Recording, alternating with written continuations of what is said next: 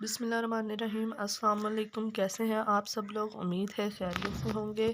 हमारा कल का टॉपिक था क्रोमेटोग्राफी। आज और कल मैंने आप लोगों को उसकी टाइप्स, उसके यूजेस और उसकी जो टाइप्स थी मज़ीद उनको एक्सप्लेन करके बताया था आज। और मैंने कल आपको ये भी बताया था कि हम हर एक टाइप को आगे फर्दर एक्सप्लेन करेंगे। तो आज जो है वो हम उसकी, कल मैंने एब्जॉर्प्शन क्रोमेटोग्राफी के बारे में बताया था, आज हम उसकी नेक्स्ट टाइप्स एफिनिटी क्रोमेटोग्राफी और पेपर क्रोमेटोग्राफी को देखेंगे।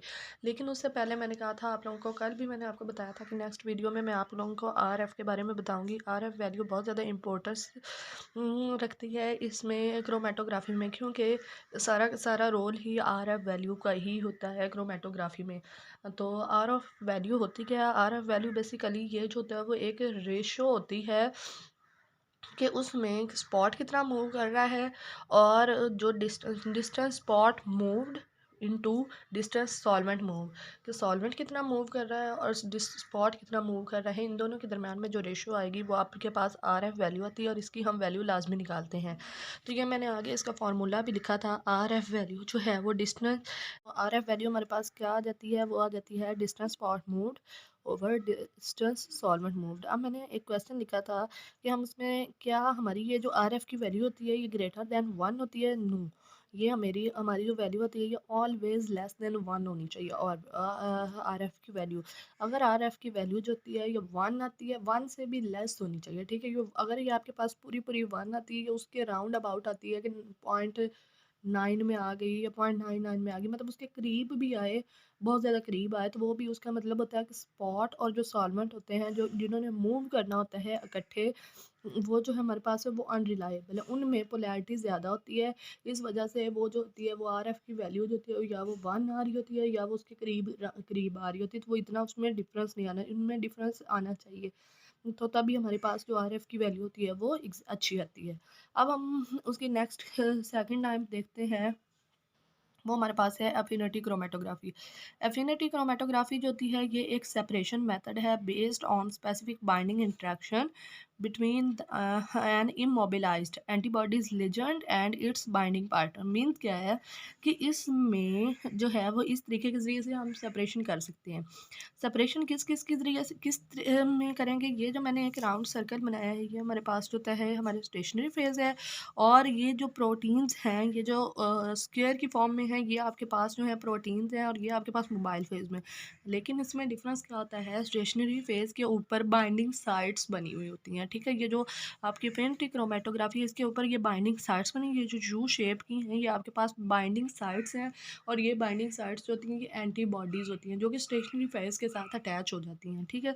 उसके बाद ये जब अटैच हो जाती हैं तो फिर प्रोटीन के जो मॉलिक्यूल होते हैं वो ट्राई करते हैं अपने आप को फिट करने के इन एंटीबॉडीज़ में। तो ये जो है इसका मतलब है कि स्टेशनरी फेज के ऊपर जो होती है वो आपके पास फिर एंटीबॉडीज़ अटैच हुई हुई होती हैं, और फिर ये जो मोबाइल फेज होता है ये भी उसके अंदर जो होता है फिक्स होने की कोशिश करता है। मतलब क्या हुआ कि एफिनिटी में ये एक सेपरेशन था मेथड का जिसमें इंटरेक्शन हुआ। इंटरेक्शन किस किस के दरमियान हुआ? एंटीबॉडीज़ और उसके जो बाइंडिंग पार्टनर है, कि उसके में जो जुड़ने वाले पार्टनर हैं और जो एंटीबॉडीज़ होती हैं इनके दरमियान में इसमें इंटरेक्शन होता है। अब मैं नेक्स्ट आपको इसका प्रिंसिपल बताऊंगी कि वो कैसे प्रिंसिपल इस एफिनिटी क्रोमेटोग्राफी कैसे वर्क करती है। अब इसका प्रिंसिपल देखें, उसमें उन्होंने लिखा है this is more selected type of chromatography. ये बहुत ज़्यादा एक सिलेक्टेड टाइप होती है, और स्टेशनरी फेज जो होता है इसमें यूजुअली इमोबिलाइज्ड मॉलिक्यूल होता है जो कि हरकत नहीं करता, लाइक एंटीबॉडीज़ की तरह से, कि वो उसके साथ आके जुड़ जाती हैं। जबकि when an aqua solution containing protein, जब एक एक्वा सोल्यूशन आपके पास जिसमें प्रोटीन भी होती है, pass through only particular part that they attach to the antibodies, तो वो क्या करती है? वो अटैच हो जाती है एंटीबॉडीज़ में, where all other will pass through the mobile phase. लेकिन जो दूसरी चीज़ें, क्या होगा कि जो आपके पास प्रोटीन होगी वो अटैच हो जाती है एंटीबॉडीज़ के साथ, और बाकी जो मोबाइल फेज़ होगा वो उसमें से गुजर जाएगा। इस तरह से आप प्रोटीन्स को जो है वो सेपरेट कर सकते हैं स्टेशनरी फेज़ के ऊपर से मोबाइल फेज़ को। तो ये एक प्रिंसिपल था उसका कि जिसके थ्रू जो होती है एफिनिटी क्रोमेटोग्राफी जो है वो वर्क करती है। अब इसके हम यूजेस देखते हैं। एफिनिटी क्रोमेटोग्राफी आपके पास न्यूक्लिक एसिड की प्योरीफिकेशन के लिए यूज़ होती है, protein purification from cell free extract, यही इसी मतलब एप्लीकेशन का मैंने आपको ऊपर प्रिंसिपल भी बताया है। और प्योरीफिकेशन फ्रॉम ब्लड से भी हम इसकी प्योरीफिकेशन कर सकते हैं कि ब्लड में जो जो एंटीबॉडीज़ एंटीजन्स होते हैं उन सबको प्योरीफाई करने के लिए यूज़ होती है। अब हम देखते हैं पेपर क्रोमेटोग्राफी। ये जो है ये एक नेक्स्ट टाइप है इसकी क्रोमेटोग्राफी की।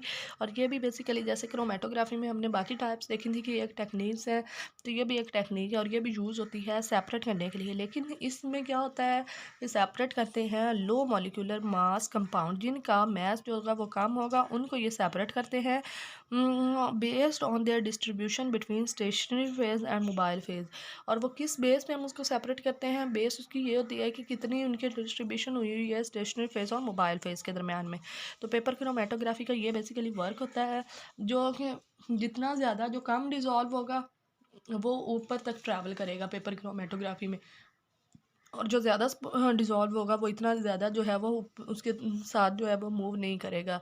तो इसका जो है वो आगे मैं इसको प्रिंसिपल भी आपको बताऊंगी, लेकिन उससे पहले मैं आपको इसकी डायग्राम से एक्सप्लेन करूंगी कि पेपर क्रोमेटोग्राफी वर्क कैसे करती है। अब आप इसकी डायग्राम देखें। उसमें मैंने आप लोगों को हमारे पास जो था वो एक कंटेनर होता है, ये मैंने उसको स्क्वायर टाइप का कंटेनर बना दिया है। ये वाली जो लाइन है ये हमारे पास जो होती है, ये एक हमारे पास जो होता है वो हैंगिंग स्टैंड आप कह लेंगे, जिसके ज़रिए से हमने पेपर जो है वो उसके अंदर हैंग करना होता है। ठीक है, ये हमारे पास जो है ये हमारे पास पेपर की जो स्ट्रिप है, ये हमारे पास पेपर है, इसको हमने और ये नीचे हमारे जो ब्लू कलर का मैंने ड्रॉ किया है ये हमारे पास सॉल्वेंट है, हमने इसके अंदर पेपर को हैंग कर दिया है और हमारे पास कुछ हमने स्पॉट्स इस पेपर के ऊपर लगा दे। अब हम एक जो है वो ओरिजिन इस पेपर के ऊपर ओरिजिन लाइन ड्रॉप कर देंगे, उसके ऊपर बना देंगे और उसके ऊपर जो है वो हम मुख्तलिफ स्पॉट्स जो है मुख्तलिफ कलरों के स्पॉट्स जो है वो लगा देंगे। अब ये मैंने RBPG लिखा है, ये मैंने कलरों के नाम लिखे हैं कि रेड कलर का एक स्पॉट हमने लगाया है, एक ब्लू कलर का, एक पर्पल कलर का, एक ग्रीन कलर का।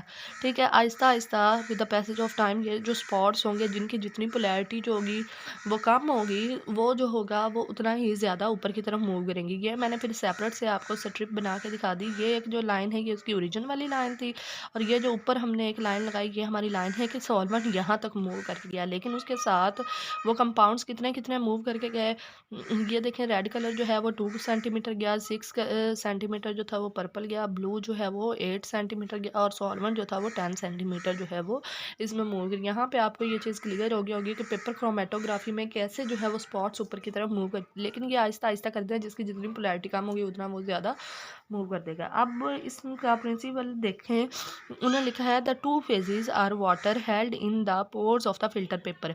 फिल्टर पेपर हम रख देते हैं और टू फेजेस उसमें जो होते हैं, एक स्टेशनरी फेज होता है, एक मोबाइल फेज होता है। इसमें क्या होता है, मोबाइल फेज जो होता है वो पास थ्रू द पेपर, जिसमें से मोबाइल फेज़ जो है वो पास थ्रू द पेपर, जिसमें से मोबाइल फेज़ जो है वो मोबाइल फेज़ होता है। स्टेशनरी फेज़ वो होगा जो नीचे रह जाएगा, स्टेन रहेगा, स्टेशनरी अपने स्टेशन पर रहेगा, जबकि जो मोबाइल फेज़ होगा वो उसके साथ वैसे ही ट्रैवल करेगा अपवर्ड डायरेक्शन में।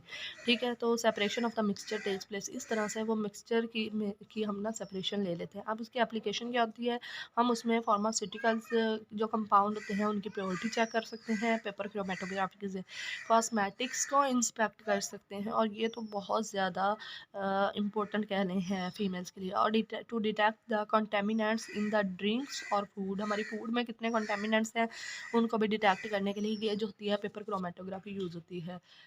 उम्मीद है कि ये दो टाइप्स आप लोगों को आज अच्छी तरह से क्लियर हो गई होंगी। कल हम इनकी नेक्स्ट टाइप फर्दर देखेंगे अच्छी तरह से।